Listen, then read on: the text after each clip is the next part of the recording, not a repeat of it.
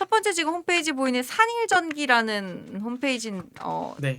대표 홈페이지인데 여기가 지금 요즘에 전기로 끝나는 기업을 좀 제가 많이 듣는 것 같아요. 삼성전기, 일진전기. 아, 맞아요. 오늘은 네. 산일전기요. 그러니까 변압기 네. 만드는 회사고 음. 중변압기를 주력으로 생산하는 회사고 네. 그다음에 이제 그 배전반을 많이 생산하는 음. 회사입니다.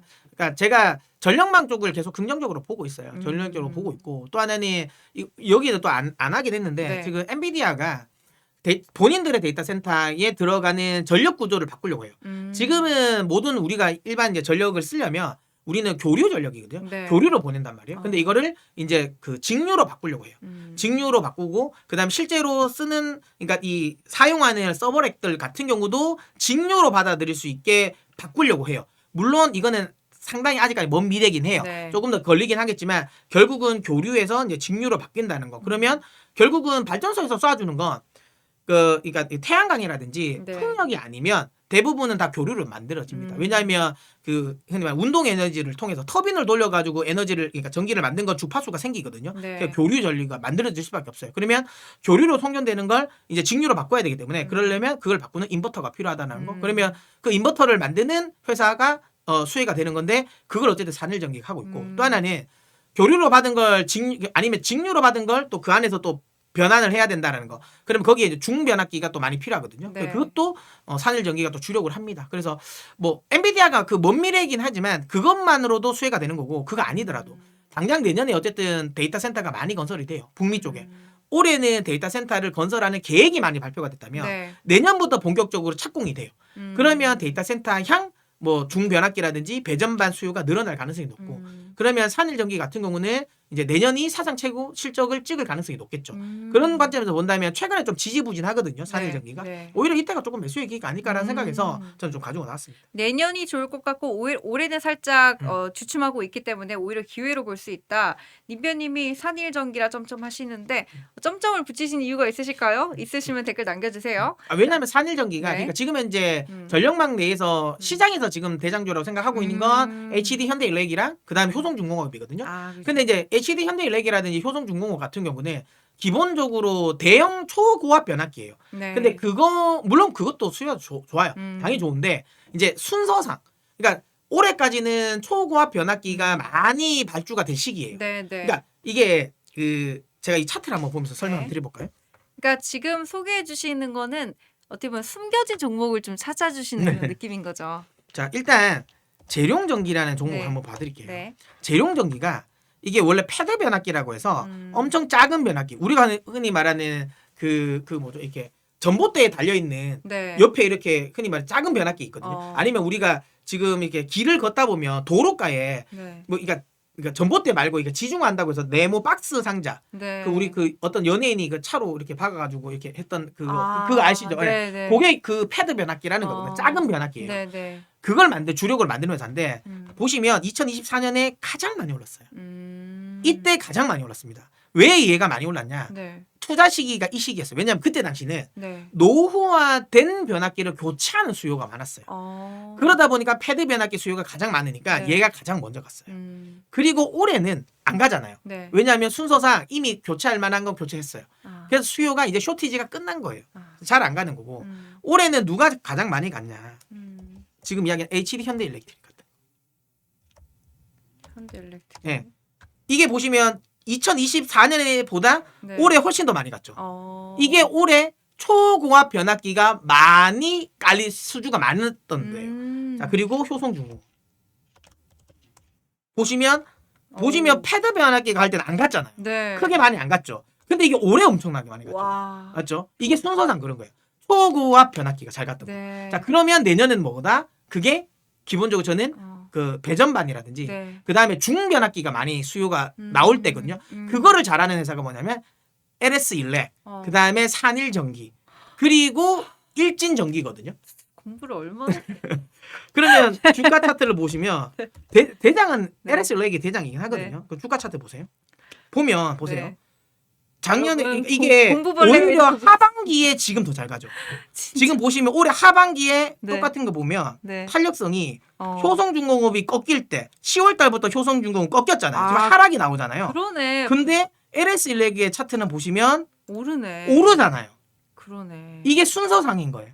이제 순서상 얘가 이제는 내년에 주인공이야. 그런 관점에서 본다면 이제 지금 산일전기 역시도 내년에 실적이 훨씬 더 잘 나올 가능성이 높아서 그래서 이야기를 드리는 거예요. 와, 여러분 멘토님이요. 진짜 공부를 많이 하십니다. 취미가 공부라고 하네요. 우리 네. 참 대단합니다. 네. 원래 공부 잘하는 사람들이 다 잘하죠. 참. 네. 우리 멘토님 엑기스 품고 있으시군요. 짝짝짝. 네. 맞습니다. 이게 네. 제가 이제 뭐 이런 이야기 잘 안 하려고 네. 합니다. 숨겨두려고 하는데 제가 아, 패는 경제라서 제가 패는 경제만 오면 네. 제가 이제 많은 걸 뿌려드리니까 패는 경제. 네 여러분들 지금 많이 좀 봐주십시오. 167명이 보고 있는데 160명 빨리 얻어 가세요. 자, 아직은 산일전기가 땡길 때 아니에요? 그래요? 님변님? 글쎄요. 한번 멘토님을 믿고 아니, 민변님은 네. 그런 네. 것 같아요. 네. 차트를 많이 보신 것 같아요. 근데 아. 차트적인 부분에서는 확실하게 좀 단기적으로는 눌릴 수 있는 구간은 맞습니다. 그죠, 근데 그죠. 제가 말씀드린 건 이제 산업적인 구간. 그래서 내년에는 흐름이 더 좋아질 가능성이 높다라고 저는 보는 1일 거죠. 15일님 지니어스 문서진 인정합니다. 자, 다음 페이지 보여주세요.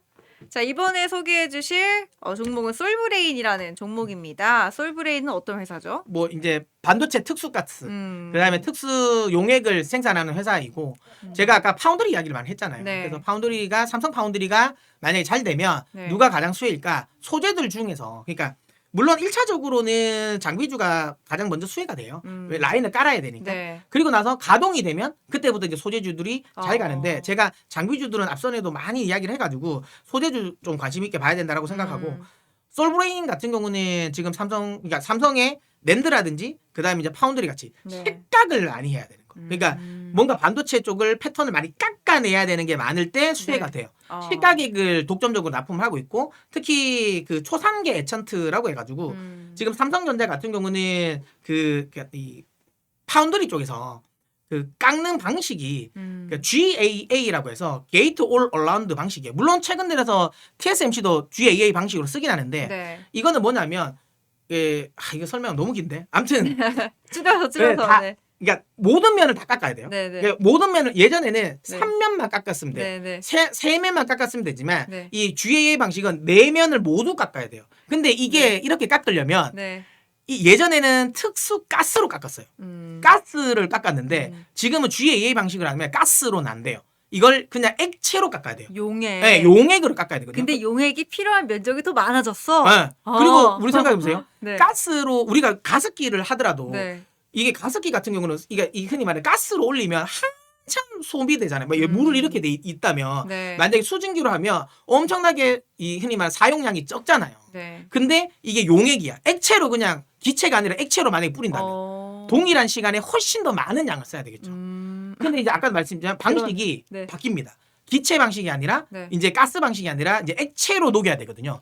그러면 삼성 파운드리가 많아지면 그만큼 이제 초산계 에천트 사용량이 늘어난다는 거예요. 이게 근데 한동안 액체 방식이 바뀌지는 않을 것 같은. 아니에요. 그죠? 이거 만약에 파운드리 GAA 네. 방식으로 하면 안 네. 바뀌어요. 이거 무조건 갑니다. 근데 여기에 초산계 에천트를 독점 납품하는 회사가 솔브레인이에요. 네, 그래서 솔브레인은 D램 쪽에 그러니까 모멘텀보다는 낸드라든지 파운드리 쪽에 익스포저가 커요. 식각에게 워낙 좀 특화가 돼 있어가지고. 근데 이제 D램은 생각보다 식각이 많지가 않거든요. 그러니까 낸드라든지 그다음에 이제 파운드리가 큰데 지금은 이제 낸드는 뭐 여전히 이제 좀 우상향하는 분위기고, 근데 이제 파운드리가 급등할 수 있는 분위기라서 솔브레인 같은 것도 한번 관심 있게 보셔야 된다라고 이런 생각합니다. 설명이 왜 중요하냐면 저희가 모르는 주식은 투자해서는 안 되잖아요. 네. 근데 이런 걸 알기 쉽게 설명을 해주시니까 저희가 이게 왜 필요하구나를 진짜 명확하게 알게 되는 그런 상황이 옵니다. 우리 마이모스님이 광산화, 애칭 이런 말씀을 해주시는데 저는 잘 모르겠네요. 잘 애칭? 아시네요. 그러니까 네, 반도체 네. 공정 관련 부분을 네. 잘 아시는 분인 것 같아요. 설명을 해주시는 네. 것 같고, 자 이제 해외 주식 넘어가겠습니다. 자 해외 주식 지금 어려운 이름 리오틴토라는 이름인데 여기 써있기로는 글로벌 2위 구리 채굴업체다라고 합니다. 요즘에 구리 값이 많이 올랐더라고요. 네. 그러니까 최근에 많이 올랐다가 최근에 좀 살짝 꺾였거든요. 조정. 근데 제가 아까 말씀드린 것처럼 오히려 지금 들어가야 할 시기라고 저는 봐요. 조정을 준다면. 네. 그리고 오히려 저는 좀 고민을 했었어요. 이거 계속 올라가고 있어서 이걸 또 이제 소개하면 또 너무 많이 올라서 좀 부담이지 않을까라고 걱정을 했는데 네. 때마침 조정을 줬어요. 오히려 저는 매수의 기회라고 보고 있고, 네. 올해 같은 경우는 물론 전 내년에도 금이랑 은은 상승할 것 같아요. 근데 네. 올해만큼의 상승을 할 수 있을 거냐? 쉽지 않다. 왜냐하면 그렇게 되려면 내년에도 그냥 100% 이상 상승해야 되는데 네. 그러려면 금 같은 경우가 만약에 100% 상승하려면 엔비디아만한 주식 하나가 새로 생겨야 돼 시총이.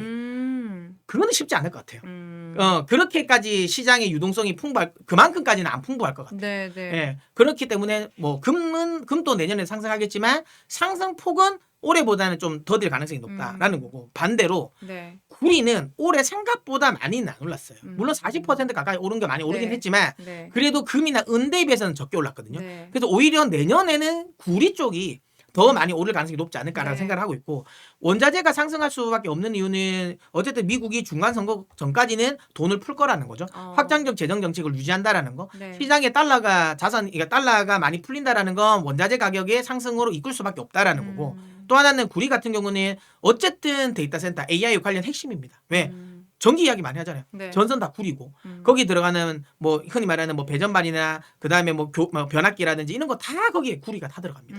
발전소에. 네. 그런 것 때문에 내년에 데이터 센터가 많이 지어진다. 당연히 구리 수요가 늘어날 수밖에 없어요. 그러니까 AI 관련 부분이 성장하면 할수록 구리 수요는 늘어날 수밖에 없다. 구조적으로 구리는 늘어날 수밖에 수요는 늘어날 수밖에 없는 상황에서 수급적으로도 받쳐준다. 그러면 원자재 가격이 상승할 가능성이 높고 그럼 구리 관련 쪽이 올라갈 가능성이 높다. 그런 관점에서 본다면 구리 관련 광산 기업을 투자할 만하다. 저는 금목걸이, 은목걸이가 아니라 동목걸이를 하나 사놔야겠네요. 금메달, 은메달보다 동메달이네요.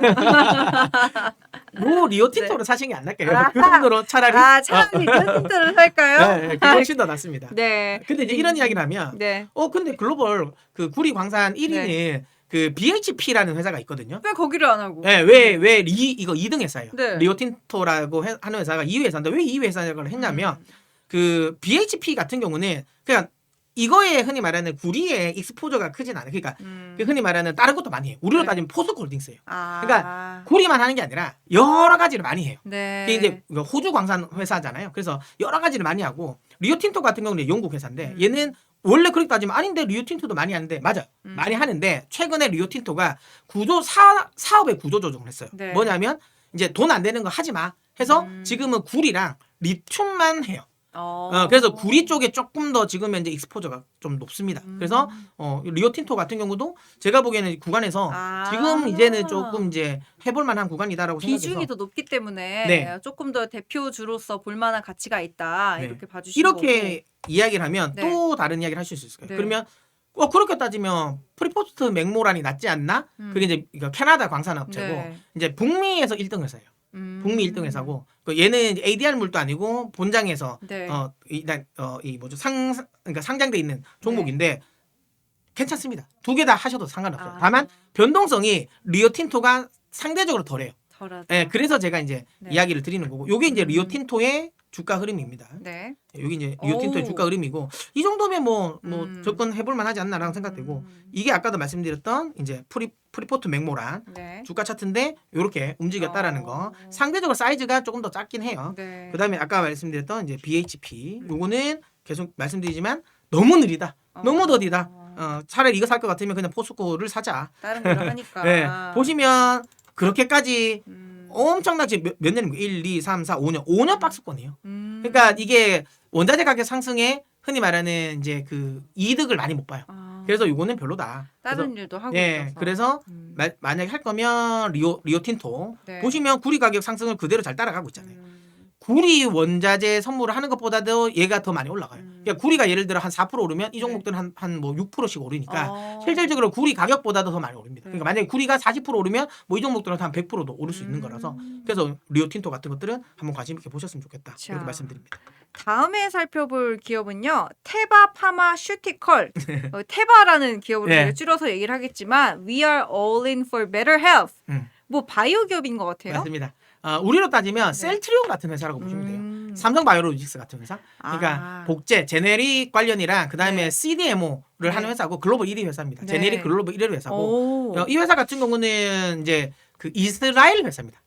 이스라엘 회사. 네, 이스라엘 회사가 제네릭 글로벌 1위다라고 네. 하니까 좀 되게 새로운데요. 네. 그래서 네. 왜 제가 생각하는 건 내년에 미국은 네. 헬스케어도 갈 것 같긴 한데 근데 전통적인 빅파마가 갈까라고 하면 그건 조금 의문이 해요. 뭘 갈 것 같아요. 근데 우리가 기대 수익률이 그만큼 높을까라고 네. 하면 그렇게까지 안 높을 것 같다는 생각이 듭니다. 그러니까 어쨌든 트럼프 대통령이 약간이나 정책을 계속 드라이브를 걸고 있잖아요. 네. 그래서 이런 빅파마들이 약가를 뭐 원활하게 흔히 말하면 가격을 인상하기는 어렵다. 그러니까 트럼프 대통령이 임기 내에 있는 구간에서는 어쨌든 그러니까 빅파마들이 좋아질 거는 크게 많지는 않을 것 같아요. 그러니까 일라이 릴리처럼 그러니까 비만 치료제 같은 그런 뭔가 뭐 특화되는 약이 나오지 않는 이상은 네. 일반적인 제약 쪽에서는 좀 힘들 것 같다라고 생각이 들고 반면에 어쨌든 트럼프 대통령은 계속 지금 약가 인하를 드라이브를 걸고 있잖아요. 그러면 가격을 약을 좀 싸게 만들겠다. 네. 그러면서 CDMO 시장을 많이 열어줬어요. 아. 그러면 그래서 우리나라가 수혜를 보는 거거든요. 원래 CDMO 같은 경우는 전통적으로 중국 항서기업 같은 것들이 우씨라든지 이런 회사들이 좀 크게 잘 합니다. 네. 근데 아시는 것처럼 중국과는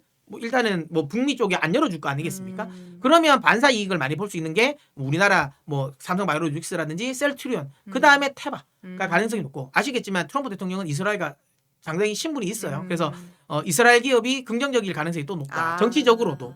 그 다음에 아까도 말씀드린 것처럼 그러다 보니까 그러네. 제네릭 같은 것들 네. 복제약들이 많이 나온다라는 게 가격을 낮춰주는 거고 또 그러니까 제네릭이 이제 복제약이거든요. 네. 그러면 내년에는 그러니까 특허 만료되는 그러니까 원 신약들이 많아요. 그러면 그게 만료가 되면 이게 제네릭으로 풀리거든요. 그러면 제네릭 관련하는 회사들이 수익을 많이 봐요. 그럼 아까 말씀드린 것처럼 CDMO 관련 쪽으로도 수혜가 되고 네. 그다음에 이제 그 바이오시밀러 관련 쪽 그다음에 그 이런 이게 제네릭 관련 복제약과 관련된 부분에서도 수혜가 된다.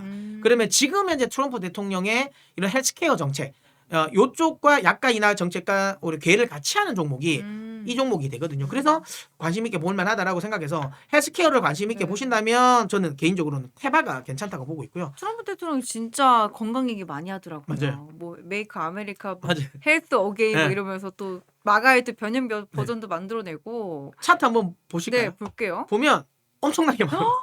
우와. 근데 여기 보면 그러면 다른 것도 많이 올라가지 않았을까? 네. 일라이 릴리가 조금 이제 대표적인 많이 거니까. 올랐고 네. 그다음 우리가 흔히 다들 아는 화이자 같은 네, 거고 네, 네. 화이자 주가 볼까요? 안 갔어요. 진짜 네. 많이 떨어졌다. 네, 잘 안 가죠. 네. 그러니까 지금 대형 회사들이 지금 잘 안 가요. 안 좋구나. 예, 지금 잘 안 갑니다. 네. 예, 그다음 뭐 우리가 여러분 많이 아시는 뭐 노보노디스크? 그러네. 근데 이제 거기는 비만약도 아니고 그냥 일반 제너릭인데. 노보노디스크도 보시면 노모디스크는 왜 잘 안 그렇지? 갑니다. 예, 왜냐하면 흔히 말하는 그 마운자로와 위고비 그 싸움에서 졌잖아요. 그러니까 마운자로가 어쨌든 똑같이 돈 비싼데 네. 이왕이면 더 살 더 많이 빼주는 거 하겠다고 해서 그래서 이제 일로 네. 이제 간 거고. 그러니까 보면 대형 제약사들이 생각보다 잘 안 움직였잖아요. 근데 보시면 테바는 많이 올랐어요. 그러니까 테바 쪽이 그러니까 시장에서도 아는 거죠. 네. 지금 현재 트럼프 대통령의 정책은 이쪽이다라는 거고. 그럼 이렇게 보면 이거 너무 많이 오는 거 아니냐고 생각하시지만 아주 길게 펼쳐보면 조정을 기다려볼게요라고 하는 분도 계시네요. 보세요. 근데 요렇게 제가 차트 보면 안 오른 거 같잖아요. 원래 그러니까, 많이 그러니까 지금 올랐었구나. 단기적으로 보면 엄청나게 많이 올라간 것 같지만 장기적으로 보면 얘가 엄청나게 많이 내렸었구나. 이제 정상적인 가격을 찾아가는구나라는 생각이 드는 거죠. 그리고 내년에 그 모멘텀을 봤을 때, 그렇죠. 타이밍을 봤을 때, 네, 그렇게 봤을 때는 테바 같은 것들이 긍정적일 수도 있다라는 거죠.